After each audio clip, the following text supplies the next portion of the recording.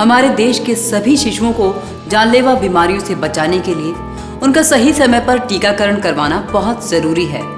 भारत सरकार के universal immunisation programme के तहत हमारे देश के सभी बच्चों को मुफ्त टीकाकरण दिया जाता है। स्वास्थ्य कर्मी जो टीकाकरण अभियान के साथ जुड़े हैं, उनका वैक्सीन के रखरखाव की सही जानकारी का होना बहुत जरूरी है। वैक्सीन को सही तापमान में ना रखने से उनका असर खत्म हो सकता है।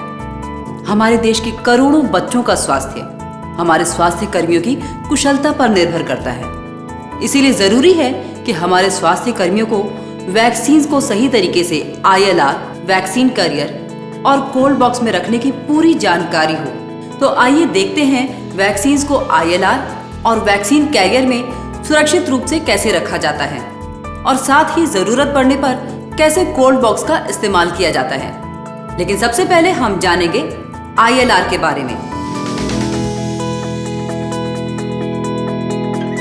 ILR यानी आइस लाइन रेफ्रिजरेटर, ये कोल्ड चेन का बिजली से चलने वाला एक ऐसा उपकरण है जिसका तापमान हमेशा 2 से 8 डिग्री सेल्सियस के बीच में ही रखना चाहिए और इसका इस्तेमाल कोल्ड चेन में वैक्सीन और डाइल्यूएंट्स को सुरक्षित रूप से रखने के लिए किया जाता है। तो आइए ILR के विभिन्न अंगों को पहचानें। हैंडल, ILR का ढक्कन, रबर गैस्केट, PVC या प्लाईवुड का लाइनिंग, आइस लाइनिंग के लिए ice pack, control panel. ILR को सही ढंग से काम करने के लिए दिन भर में 8 घंटे की बिजली चाहिए होती है। ध्यान रहे कि ILR का स्विच कभी भी बंद ना करें। ये ILR के अंदर का तापमान 2 डिग्री से 8 डिग्री सेल्सियस के बीच में बनाए रखने के लिए जरूरी है। ILR में नीचे के हिस्से के मुकाबले ऊपर के हिस्से का तापमान ज्यादा होता है और इसी के हिसाब से वैक्सीन को ILR में रखा जाता है, क्योंकि अलग अलग वैक्सीन को विभिन्न तापमान पर रखा जाना चाहिए। याद रखें, वैक्सीन को तापमान संवेदनशीलता के अनुसार ही लगाएं। रोटा और IPV जैसे नए वैक्सीन को इस प्रकार रखें।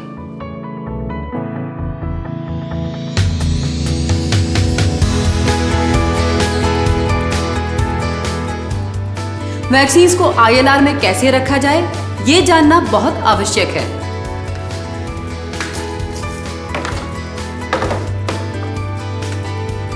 ये है बास्केट जो ILR के साथ आती है और इसका इस्तेमाल वैक्सीन को रखने के लिए किया जाता है।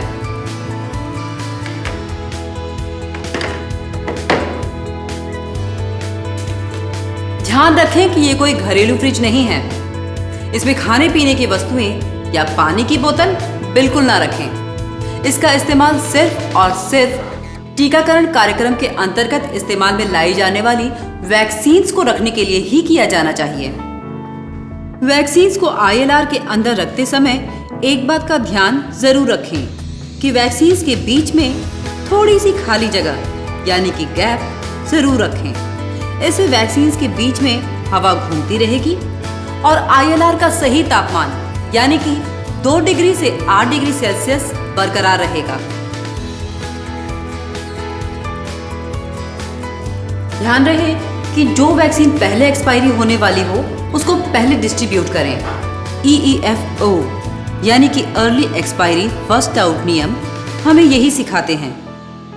VVM की विभिन्न अवस्थाओं को पहचानना बहुत जरूरी है। VVM की ऐसी अवस्था में वैक्सीन का प्रयोग करें, पर ऐसी अवस्था में प्रयोग बिल्कुल ना करें। जो भी वैक्सीन एक्सपायर्ड हो, जमी हुई हो या फिर जिसका VVM अनयूजेबल स्टेज में हो, उसको ILR से तुरंत बाहर निकाल दें। अगर बास्केट नहीं हो तो आइस पैक को लेकर उसे पूरी तरीके से खाली कर लें और फिर खाली किए हुए आइस पैक को ILR के फर्श पर 2 पंक्तियों में लेटाकर रख दें।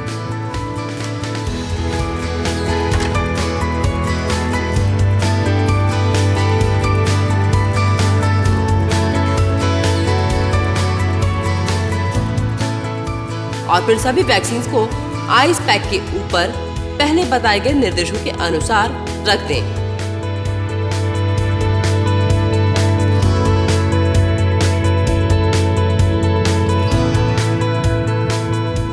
लेकिन एक बात का ख्याल जरूर रखें कि वैक्सीन के सही रखरखाव के साथ ही डाइल्यूएंट को भी सही तरीके से रखना चाहिए।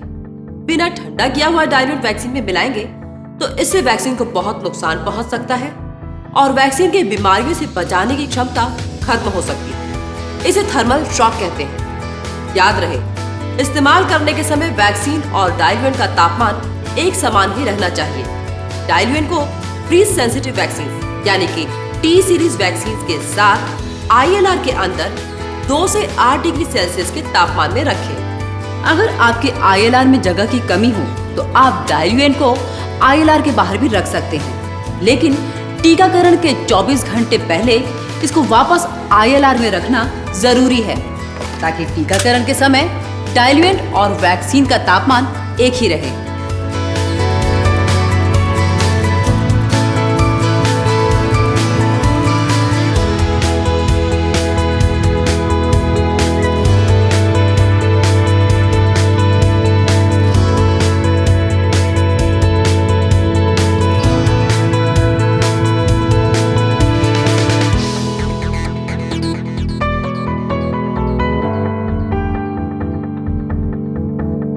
आइए अब हम आइस पैक तैयार करते हैं, जिसके लिए हम डीप फ्रीजर का इस्तेमाल करेंगे। आइस पैक बनाने के लिए सबसे पहले एक खाली आइस पैक लें और फिर इसमें दिए गए निशान तक पानी भरें।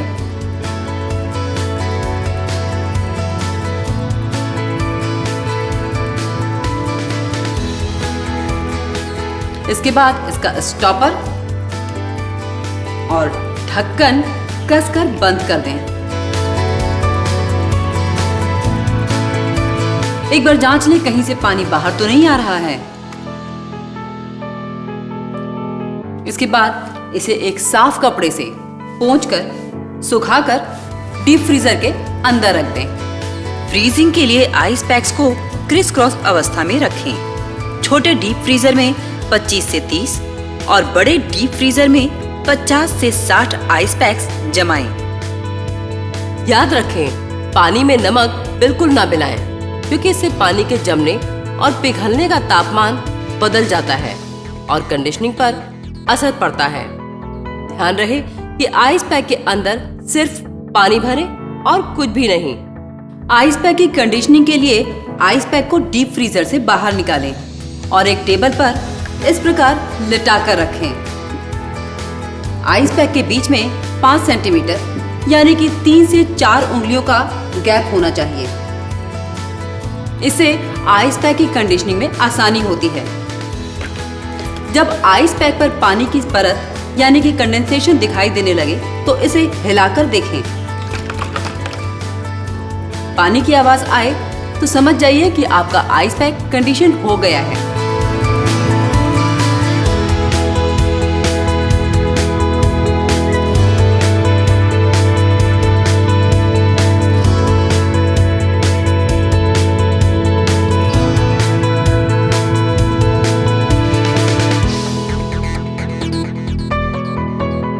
आइए देखते हैं वैक्सीन्स को कैरियर में कैसे रखें। सबसे पहले कंडीशन्ड आइस पैक लें और इसे अच्छे से पोंछकर सुखाकर कैरियर के चारों दीवारों से सटाकर रखें।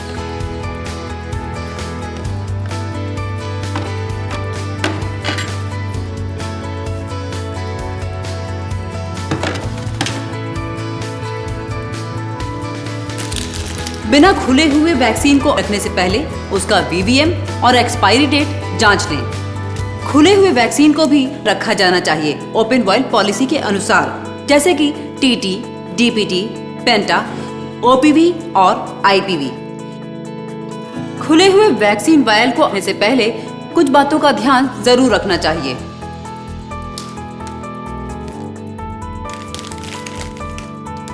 प्रत्येक वैक्सीन वायल के खुलने का दिन और समय ANM या वैक्सीनेटर द्वारा जरूर लिखा जाना चाहिए। वैक्सीन वायल के खुलने की अवधि अगर 4 हफ्ते या 28 दिनों से ज्यादा हो तो उसे डिस्कार्ड कर दें। ध्यान रहे कि खुली हुई वैक्सीन वायल का लेबल ठीक हो ताकि उसकी एक्सपायरी डेट पढ़ी जा सके। खुले हुए वैक्सीन का वीवीएम ठीक हो और वैक्सीन जमी हुई ना हो।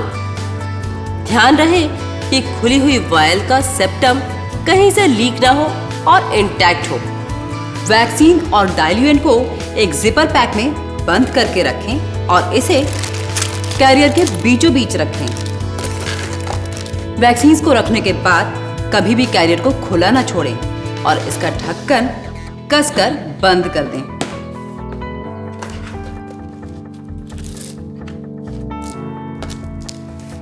वैक्सीन और कैरियर को टीकाकरण के दिन ही निकालें।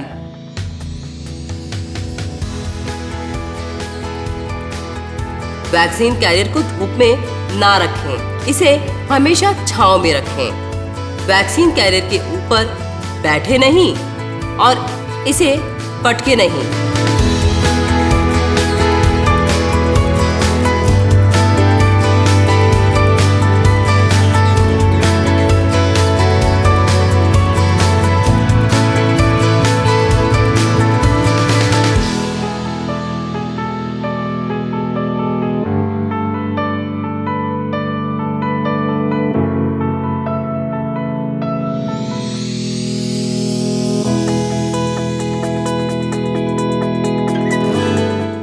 टीकाकरण के बाद सभी वैक्सीन कैरियर्स को वापस कोल्ड चेन पॉइंट पे लौटा दें और उसी दिन बचे हुए वैक्सीन्स को वापस आईएलआर में रख दें। इम्यूनाइजेशन स्तर के बाद वैक्सीन कैरियर में 2 जिपर पाउच में वैक्सीन वॉयल्स वापस आएंगी। एक पे टिक और एक पे क्रॉस का निशान होना चाहिए। इसके साथ उपकेंद्र का नाम भी लिखना जरूरी है। टिक के निशान वाले जिपर पाउच में बिना खुली और खुली हुई वैक्सीन वॉयल्स जो ओपन वॉयल पॉलिसी के अनुसार इस्तेमाल में लाई जाएगी। इस जिपर पाउच को एक अलग डब्बे में डालकर आईएलआर में रखें और दूसरे क्रॉस निशान वाले जिपर पाउच में पीसीजी, मीजल्स, जेई और रोटा की खुली हुई वैक्सीन वॉयल्स, खाली वैक्सीन वॉयल्स और वॉयल्स जिनका वीवीएम अनयूजेबल स्टेज में है लाई जाएंगी। इस क्रॉस निशान वाले जिपर पाउच को एक अलग डब्बे में डालकर आईएलआर में रखें। डब्बे के ऊपर उपयोग ना करें लिखें और क्रॉस का निशान लगाएं। 48 घंटे या अगले स्तर तक जो भी पहले हो इसको आईएलआर से बाहर निकालें और बायो वेस्ट मैनेजमेंट के नियम अनुसार डिस्पोज करें। ये AEFI की जांच के लिए जरूरी है।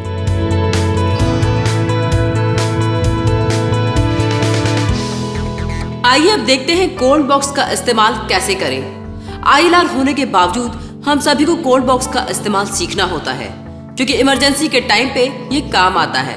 अगर कभी एक आईएलआर खराब हो जाए या फिर लंबे समय तक बिजली न आए तो हम सभी को कोल्ड बॉक्स का इस्तेमाल करना ही होगा। सबसे पहले कंडीशन्ड आइस पैक्स लें।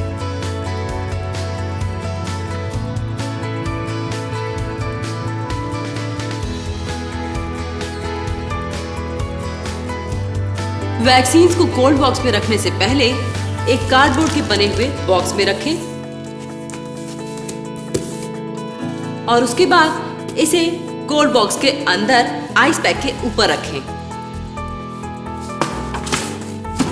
और अगर कार्डबोर्ड का बॉक्स उपलब्ध नहीं हो तो कार्डबोर्ड के कुछ टुकड़े आइस पैक के ऊपर और कोल्ड बॉक्स के चारों तरफ की सतह पर लगा दें और फिर वैक्सीन्स को उसके ऊपर रख लें।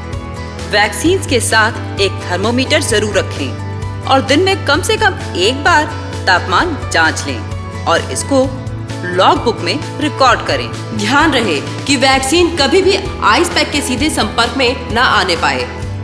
कोल्ड बॉक्स के ढक्कन के ऊपर कभी कोई भारी वजन ना रखें, इसके ऊपर दूसरा कोल्ड बॉक्स ना रखें और इसके ढक्कन पर कभी ना बैठें क्योंकि इससे इसके रबर सील को नुकसान पहुंच सकता है और साथ ही इसका होल्ड ओवर टाइम या कार्य करने की क्षमता पर भी असर पड़ता है।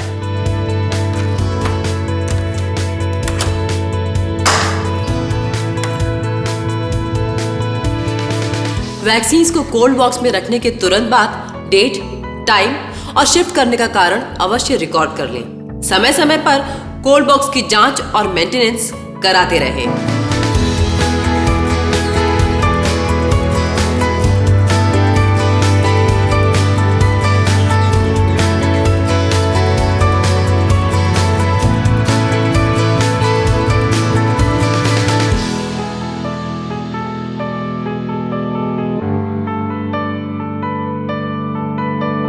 वैक्सीन को सुरक्षित रूप से रखने के लिए हमें इन सभी नियमों का पालन करना आवश्यक है, क्योंकि हमारी एक भी गलती से सभी वैक्सीन खराब हो सकते हैं और यह हमारा कर्तव्य है कि हम सभी वैक्सीन को सुरक्षित रूप से स्टोर करें।